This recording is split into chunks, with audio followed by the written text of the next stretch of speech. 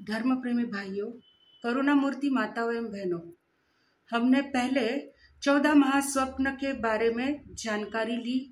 अब जैसे कि अक्षय तृतीया नजदीक आ रही है, भगवान ऋषभदेव को उस दिन आहार प्राप्त हुआ। अक्षय तृतीया का दिन भगवान ऋषभदेव से प्रसिद्ध है। इस उपलक्ष्य में हमने अब भगवान ऋषभदेव के जीवन चरित्र पर प्रकाश डालने का विचार किया। तो सबसे पहले हम भगवान के जितने भी भव हुए हैं उन भवों के बारे में देखेंगे। यह भारतवर्ष अध्यात्म की धर्म भूमि है। 24 तीर्थंकरों ने इस अध्यात्म प्रधान भारत भूमि में ही जन्म लिया। जैन परंपरा में तीर्थंकरों को सर्वोपरि माना जाता है। नमस्कार महामंत्र में भी सिद्धों से पहले अरिहंत तीर्थंकर को ही नमस्कार किया गया है। ऋषभदेव भगवान वर्तमान अवसर्पिणी काल में इस पावन धरा पर प्रथम तीर्थंकर हुए। जैन संस्कृति इन्हें इस अवसर्पिणी काल के प्रथम राजा, प्रथम साधु, प्रथम जिन केवली और प्रथम धर्म चक्रवर्ती भी मानते हैं। ऐसे ऋषभदेव भगवान के लगभग 13 भव हुए। उसमें से आज हम प्रथम 3 भवों के ऊपर विचार करेंगे। प्रथम भव में भगवान का जीव धन्ना सार्थवा के रूप में जन्म लेते हैं और उस भव में धर्मघोष आचार्य को उत्कृष्ट भावना के साथ विपुल मात्रा में धृत बहराते हैं।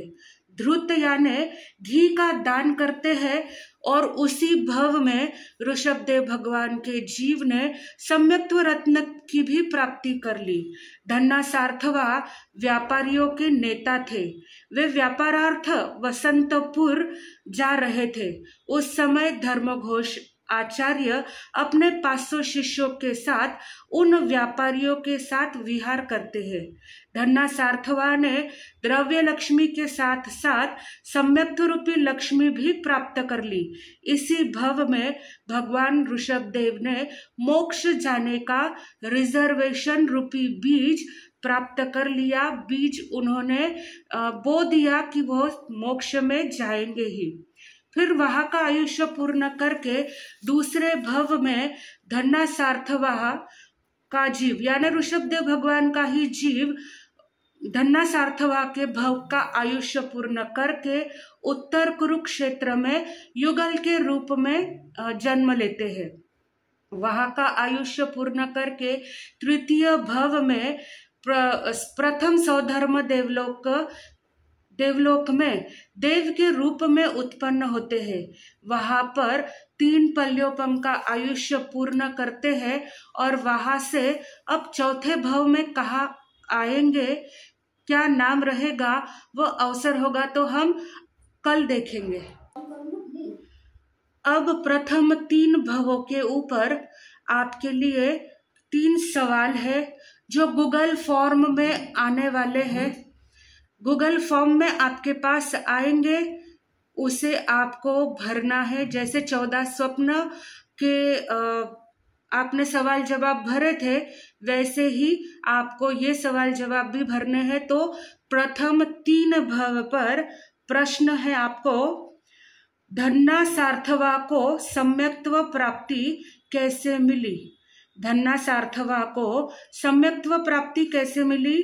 दूसरा प्रश्न है, कौन से आचार्य कितने शिष्यों के साथ व्यापारियों के साथ विहार करने गए? कौन से आचार्य और कितने शिष्यों के साथ व्यापारियों के साथ विहार करने गए? और तीसरा प्रश्न है, दूसरे और तीसरे भव में भगवान का जीव क्या बने, कहाँ थे, यह भी आपको बताना है। यह इस प्रकार 3 सवाल रोजाना हर भवों के आएंगे और इसमें इस बार कोई ऑप्शन नहीं है। आपको अच्छे से सुनकर ध्यान में रखना है और जवाब लिखने हैं। इसमें आपको कोई ऑप्शन नहीं दिए जाएगा, इसका आपने विशेष ध्यान रखना है। बोलो भगवान महावीर स्वामी की जय।